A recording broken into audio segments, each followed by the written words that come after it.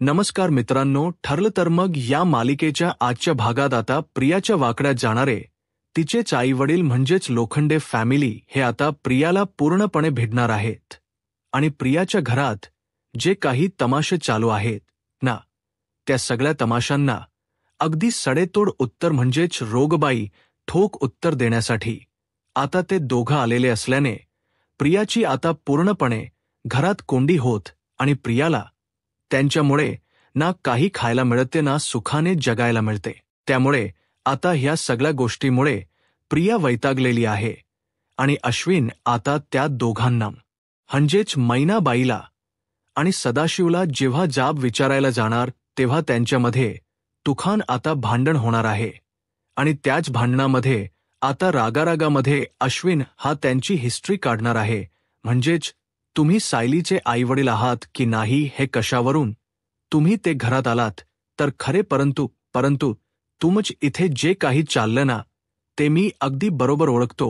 मग आता रागवलेला अर्जुन कशा प्रकारे सायलीचे ते आई बाबा आहे हे सिद्ध करण्यासाठी सायली आणि लोखंडेची DNA टेस्ट करण्याचे ठरवणार आहे. त्यामुळे आता जेव्हा हे सगळं ठरेल तेव्हा रियाची मात्र कोंडी होणार आहे. आता जेव्हा सायलीचे आई बाबा ते नाहीत हे जेव्हा समजेल तेव्हा नेमकं काय घडणार हे आपल्याला आजच्या या भागामध्ये पाहायला मिळेल. त्यामुळे व्हिडिओ अगदी शेवटपर्यंत नक्कीच बघा. तर मित्रांनो, आतापर्यंत आपण मालिकेत पाहत होतो की सायली ही तिच्या आईवडील आलेत म्हणून खूप जास्त आनंदात आहे, परंतु जी लोखंड फॅमिली आहे ती अगदी लालची आहे. कारण किती काही झालं तरीही अशा मोठ्या घरात त्यांना यायला मिळाले, त्यामुळे त्यांना खरंतर खूप आनंद झाला. तर खरा, परंतु सायलीला ते अगदी तिकडे अकड फील करून देतात. कारण तिचे आईवडील हे असे हुवरट आणि लोचट हेच प्रत्येक प्रथमदर्शनी सगळ्यांना दिसते. त्यामुळे सायलीला खरंतर वाईट वाटतं, परंतु कल्पना तिचा मोठेपणा असतो म्हणून ती काहीच बोलून दाखवत नाही. परंतु या सगळ्यामध्ये आता लोखंडे फॅमिली इतकी हुवरट असते, म्हणजेच शेवटी ते झाले प्रियाचेच आई बाबा. परंतु ते हे सगळं करत असताना प्रियाच्याच नाकावर बरोबर टिचून सगळं बरोबर वागत असतात. कारण प्रियाचं पार्सल हरवणं किंवा प्रियाचं पार्सल घेऊन स्वतः खाणं अशा सगळ्या गोष्टी त्या करत असल्यामुळे प्रियाची सारखी चिडचिड होत असते. म्हणजे प्रियाची एखादी गोष्ट जरी ऑनलाईन येते तरीही ते दोघंच घेत असतात. त्यामुळे आता प्रियाला खूप जास्त राग आलेला असतो. प्रत्येक गोष्टीसाठी तिची चिडचिड होत असते आणि खाण्यासाठीही. म्हणजे जेव्हा ती पार्सल तेल मागवते तेव्हा ते मैनाबाई आणि सदाशिव दोघेजणीच खाऊन घेतात. त्यामुळे ती खूप खरंतर वैतागलेली असते. आता ती सायलीला म्हणते की सायली, तुझे आई बाबा त्यांच्यामुळे हे सगळं होते. आता सायली तिला म्हणते की ठीक आहे, हरकत नाहीये, तुला जर अशा प्रकारे प्रॉब्लेम होत असेल तर मी तुला पार्सल आणून देते. परंतु एक गोष्ट नक्की की आता इथून पुढे हे माझे आईवडील इथे आलेत, त्यांना लवकर भूक लागते हे मला आज समजले. त्यामुळे उद्यापासून तू याच्याही आधी किचनमध्ये यायचं आणि त्यानंतरच मग स्वतःच काहीतरी जेवण बनवून घ्यायचं, समजलं? असा आता सायली तिला बोलून दाखवते. त्यामुळे खरंतर प्रियाची आता पूर्ण वाटच लागलेली असते. प्रियाची खूप चिडचिड होत असते. आता प्रियाला कोणाला बोलू आणि कोणाला नको असं झालेलं असतं. त्यामुळे ती आता सरळच अश्विनला कॉल करत असते. अश्विनला विचारते की तू काही खाल्लंस का? त्यावेळेला अश्विन म्हणतो की हो, माझं ब्रेकफास्ट झालं इथे कॅन्टीनमध्ये, मग नंतर मला खावं लागलं कसं बस. तेव्हा तो तिला विचारतो की तू काही खाल्लेस का? त्यावेळेला मग ती म्हणते की नाही, मी काहीच खाल्लं नाहीये. अरे, हे जे आलेत ना सायलीचे आई बाबा, अरे माझ्या डोक्यावर बसलेत, ते नुसते नको ते करतायत. तेव्हा मग अश्विन विचारतो की काय झालं आता? तेव्हा मग प्रिया संतापलेली त्याला कळते. ती म्हणते की अरे अश्विन, मी माझ्यासाठी ऑनलाईन ऑर्डर केला होता पास्ता, परंतु त्या दोघांनीच खाऊन घेतला. आता काय करायचं? मला ना खरंच खूप चिड येते. आणि ती सायली तर म्हणाली मला की मी ऑर्डर करून देते, पण अश्विनला आता खूप राग येत असतो. म्हणजे सायली तर साई तिचे आई वडील पण आता तुझ्या डोक्यावर बसलेत म्हणून त्यालाही खूप आता राग येत असतो. तर इथे अश्विन म्हणतो की बरं ठीक आहे, तू झालं की तू खाऊन घे. तो पेशंट तपासण्यांमध्ये बिझी असतो म्हणून तो त्याचं काम आता करत असतो. त्यावेळेला इथे आता रात्रीची जेवण वगैरे आटोपल्यानंतर सगळेजण अगदी आनंदाने बसलेले असतात. म्हणजे सायलीचे आईवडील आणि सुभेदार फॅमिली सगळेजण बसलेले असतात. तेव्हा सायलीच्या लहानपणीच्या गप्पा अगदी रंगलेले असतात. मग तेव्हा अस्मिता म्हणते की सायलीची आई, तुम्ही जरा सायलीच्या काही लहानपणीच्या गोष्टी सांगा ना, म्हणजे आम्हाला गंमत आवडायला म्हणजे ऐकायला खूप आवडेल. कारण ना जेव्हा जेव्हा आम्हाला आमची ममा लहानपणीच्या गोष्टी सांगते ना, तेव्हा आम्हाला खरंच खूप ऐकायला आवडतं. पण आता सायली, बिचारी सायली इतके दिवस तर ती ते सुख बघू शकत नव्हती म्हणूनच आता तिला आता तुम्ही प्लीज सांगा ना, म्हणजे तिच्या लहानपणीबद्दल तिला काय आवडायचं काय नाही आवडायचं या सगळ्या गोष्टी तुम्ही प्लीज जरा सांगा ना. तेव्हा आता जराशी त्यांची कोंडी होते. कारण आता नेमकं सांगायचं तरी काय कारण.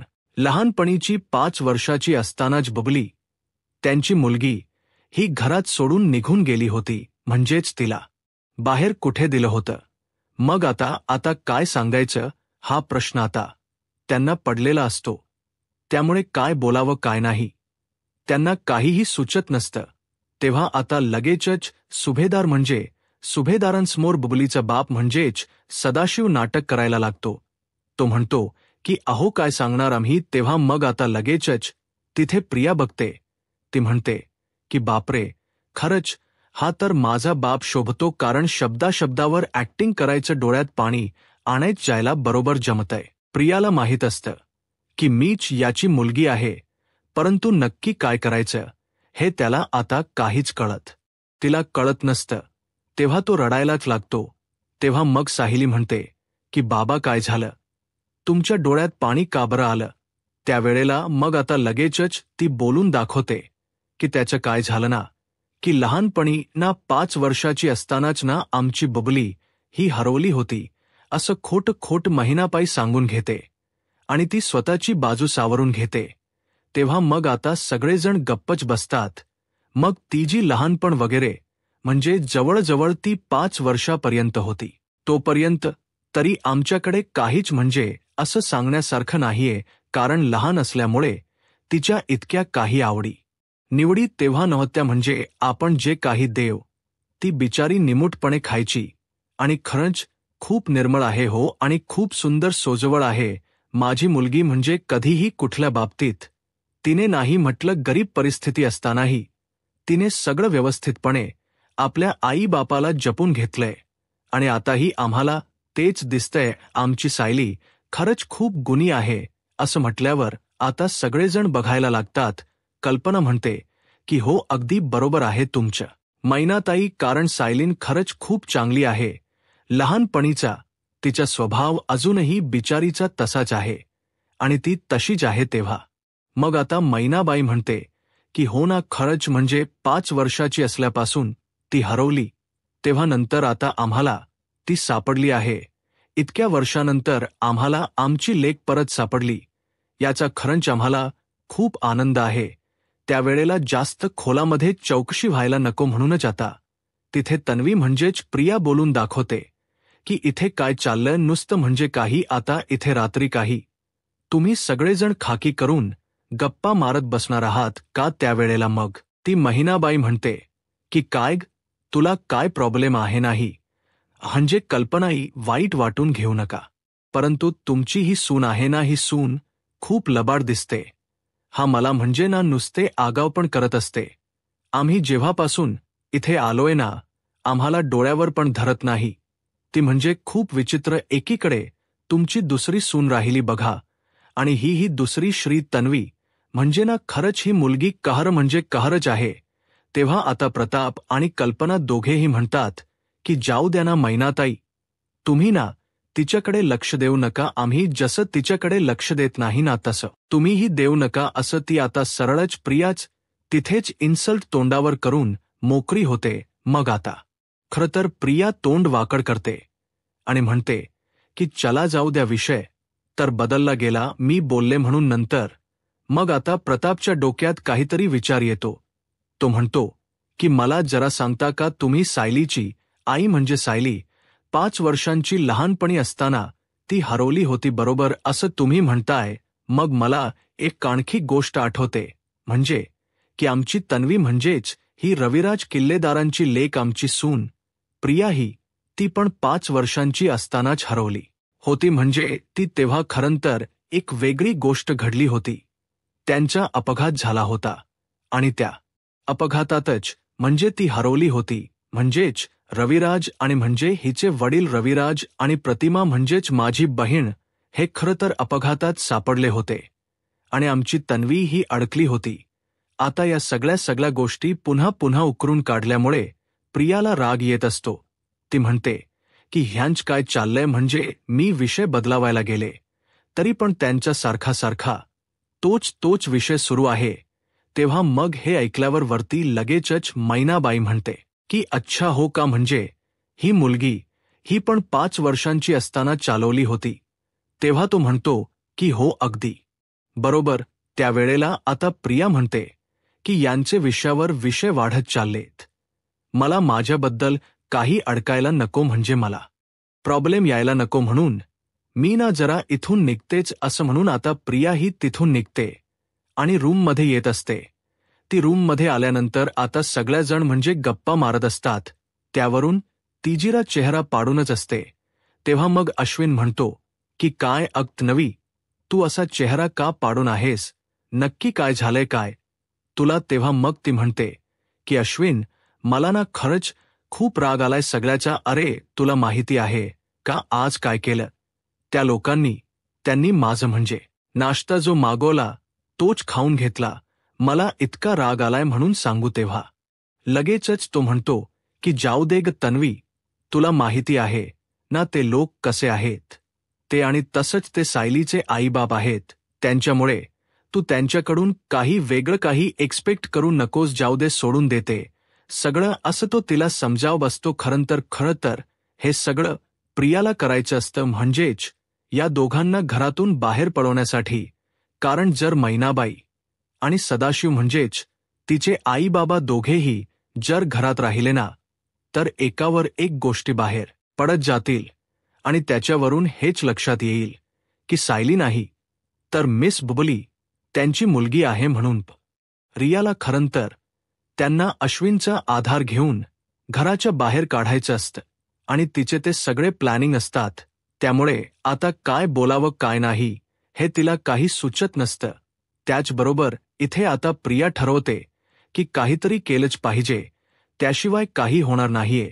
तर आता इथे प्रिया म्हणते की आता मुद्दामच काहीतरी भांडण उकरून काढायला हवं असं म्हणून तिच्या डोक्यात विचार सुरू असतात. परंतु इथे सायलीला जे काही प्रतापने बोलून दाखवलेलं असते ते सारखं तिच्या डोक्यात फिरत असतं.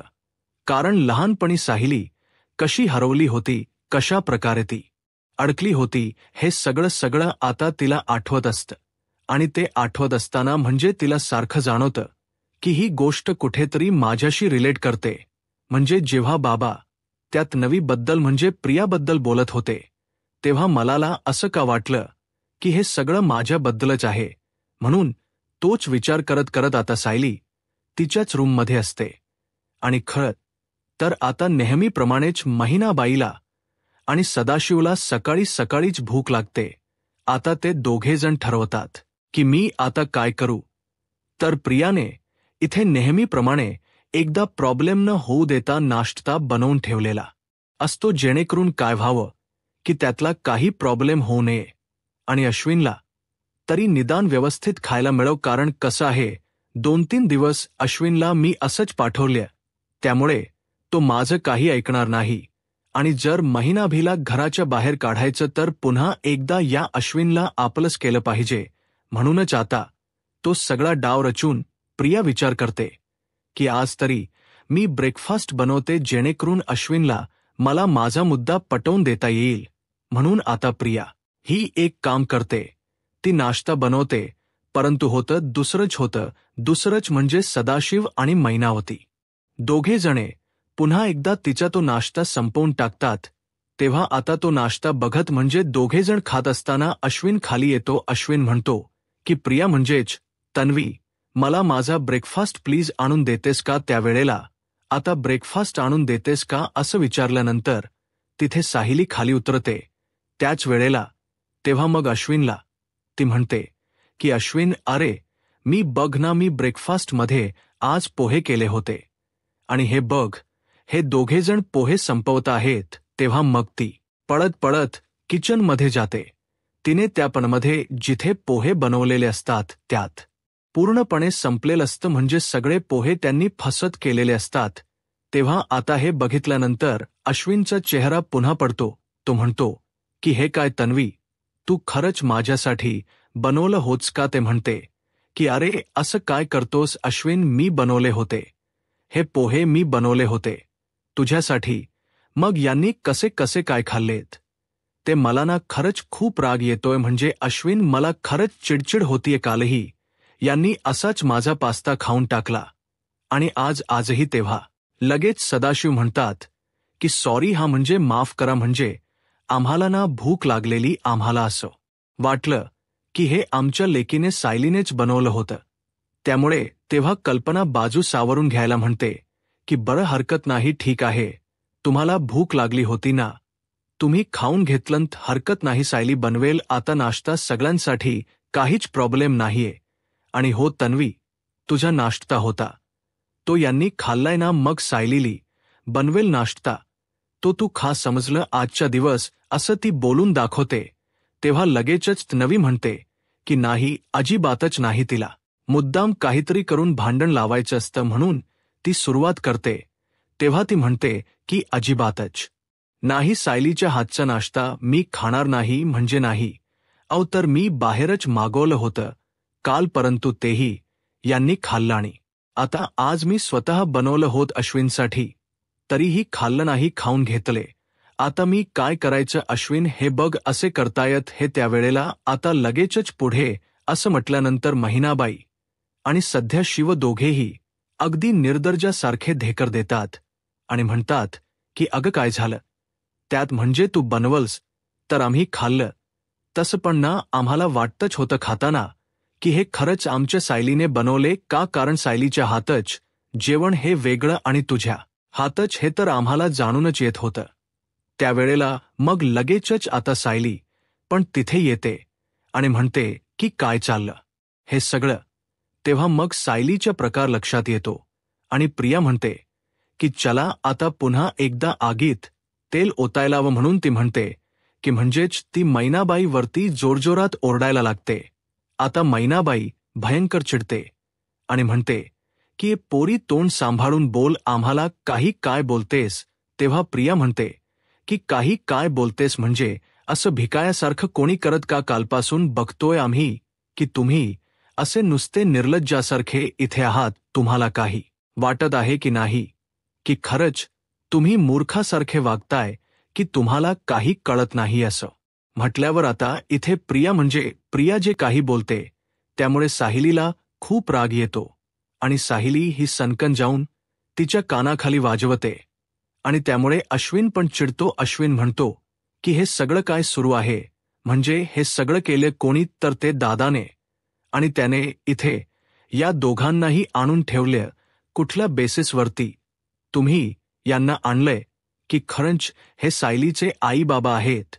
तेव्हा मग असं म्हटल्यावर अर्जुन पण चिडलेला असतो. अर्जुन म्हणतो की एक मिनिट अश्विन, तू या सगळ्यावरून जज कशा करू शकतोस की सायलीचे आई बाबा आहेत की नाही? मग यावरून लगेचच अश्विन म्हणतो की हो, अरे अशा माणसांना तू घरात आणून ठेवले ज्यांना कधीही काहीही कळत नाही, अरे वागण्याचा सीन्स मॅनर्सच नाहीत त्यांना, आणि मग तू असे यांना घरात आणून ठेवलेस. त्यामुळे माझ्या बायकोला म्हणजेच माझ्या तंदीला त्रास होतोय, समजलं? त्यामुळे तुला हवं तर तू त्यांची कुठेतरी दुसरीकडे सोय कर, परंतु इथे नाही, इथे ते आपल्या डोक्यावर बसतायत. असं म्हटल्यावर आता अर्जुन चिडतो आणि म्हणतो की हे बघ, हे तुझा आम्ही निर्णय मागतच नाही आहोत की तुला आम्हाला काय करायचं आणि काय नाही. सायलीचे आई बाबा आहेत तर ते काही दिवस इथे राहतील त्याचे आता. त्या दोघांमध्ये पुन्हा वाद होतात. मग अश्विन चिडतो आणि म्हणतो की कशावरून हे सायलीचे आई बाबा आहेत. आता अर्जुनही चिडतो आणि म्हणतो की अच्छा म्हणजे तुला या सगळ्याचे पुरावे हवे आहेत का, की हे सायलीचे आई बाबा आहेत किंवा नाही या बाबतीत. तेव्हा अश्विन म्हणतो की एस कशावरून आपण काहीही सांगू शकत नाहीये ना. तू एका फॅमिली फोटोवरून कसं काही ठरवू शकतोस की हे सायलीचे आई बाबा आहेत म्हणून. तेव्हा मग या लोकांवर हे बघून तर वाटत नाहीये की हे लोक असे असतील किंवा खरं तर हे लोक तसेच असतील. सायली अशी चांगली सोजबा वागण्याचे नाटक करत असेल. आता मात्र हे सगळं खूप वाट टोकाला चाललेले असतात. मैनाबाई म्हणते की बापरे, या दोघा भावाभावांमध्ये आपल्यामुळे भांडण होतात की काय म्हणून ते दोघेही आता गप्प बसून असतात. कल्पना आणि प्रताप म्हणतात की बस झालं अश्विन, अर्जुन काय चाललंय. तेव्हा मग आता अश्विनला अर्जुन म्हणतो की हे बघ, तुला पुरावा हवाय ना की ते सायलीचे आई बाबा आहेत की नाही. मग ठीक आहे, मला तर आणि सायलीला तर किंवा माझ्या घरच्यांना सगळ्यांना पटलंय की हे सायलीचेच आई बाबा आहेत. परंतु आता एक गोष्ट नक्की की मी हे प्रूफ करणार म्हणजे करणारच. अश्विन म्हणतो की एस मला हवाच आहे पुरावा आता की हे खरंच सायलीचे आई बाबा आहेत. मग आता अर्जुन म्हणतो की ठीक आहे, आपण एक काम करूया सायली, आणि तुझ्या आई बाबांची आपण DNA टेस्ट करूया जेणेकरून मला सगळ्यांची तोंड बंद करायचीत. उदा अश्विन बोललाय आता इथून पुढे कोणीही हे काही बोलता कामा नये आणि यांना या घरातून कोणीही हलवता कामा नाही. म्हणूनच आता तो DNA टेस्ट बोलल्याबरोबर प्रियाची लगेचच आता बोबडी वळते. ती म्हणते की जाऊ दे ना अश्विन, उगीचच कशाला जाऊ दे हे DNA टेस्ट वगैरे कशासाठी हव्य, इतक्याशा गोष्टीवरून सगळं सोडून दे. तेव्हा मग अश्विन म्हणतो की नाही, असं उद्या कोणीही येईल आणि आपल्या डोक्यावर बसेल घरात, आणि मग काय तू सहन करणार आहे का. अजिबात नाही. आपल्याला आता एवढा म्हणतोय ना तर DNA टेस्ट करावीच लागेल. कारण आता प्रियाला माहीत असतं जर DNA टेस्ट झाली तर सायली ही त्यांची मुलगी नाही हे सिद्ध होणार. आणि आणखी खोलात जेव्हा अर्जुन शिरेल तेव्हा त्याच्या हे लक्षात येणार की बबली म्हणजेच प्रिया आहे, आणि जर ह्यांना समजलं तर मीच यांची मुलगी आहे तर माझी आणखी पुढे वाट लागेल. यामुळे आता प्रिया ही अश्विनला थांबवत असते की नको, हे सगळं नको. परंतु तरीही आता अश्विन हा काही बोलायला जाण तेवढ्यातच अर्जुन म्हणतो की नाही, आता एकदा जर तुझ्या तोंडून निघून गेले ना तर ते सत्य होणारच आहे.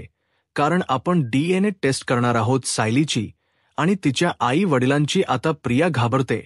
त्यावेळेला अर्जुन म्हणतो की आता तू का घाबरलीस, म्हणजे मला कळत नाहीये, जर सायलीचे आई बाबा आणि तिची DNA टेस्ट होतीये तर तुला घाबरण्याची गरज काय आहे सांग मला. असं म्हटल्यावर आता सगळे जण प्रियाकडे रागाने बघत असतात आणि तिथे अर्जुनला जरासा संशय येतो, कारण यांची DNA टेस्ट होणार आहे. तर इतका प्रियाला म्हणजे का त्रास झाला. एरवी तर तन्वीला काहीच प्रॉब्लेम नसायचा, आता नेमकं काय व्हायला लागलं असं आता इथे वेगळाच संशय अर्जुनच्या मनात यायला लागतो. म्हणून अर्जुन ठरवतो की एकदा सायली आणि तिच्या आई वडिलांची DNA टेस्ट होऊ दे, त्यानंतर नक्की काय सत्य आहे ते समजेल. अशा प्रकारे इथे आता अर्जुनने पूर्णपणे ठरवलेलंच असतं की DNA टेस्ट करायची आहे. त्यामुळे आता प्रियाची पुढे कशी काय वाट लागणार आहे हे पाहायला आत्ताच माझा महाराष्ट्र या YouTube चॅनलला सबस्क्राईब करा. धन्यवाद.